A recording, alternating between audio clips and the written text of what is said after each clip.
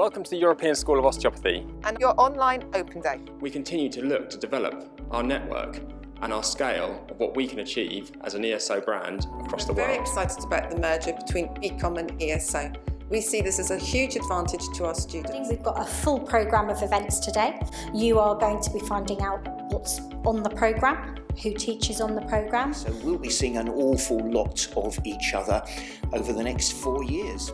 We do our best to integrate them so that a thread runs between all of the individual topics.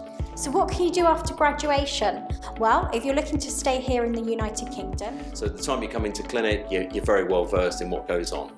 So you have to do at least 50 new patient encounters. Obviously when you come to Maidstone, if you don't live here already, you will need to find somewhere to live. The good news is that in Maidstone there is plenty of affordable accommodation. I'm going to show you where we go for our breaks and take you up to the library before the lunchtime rush starts.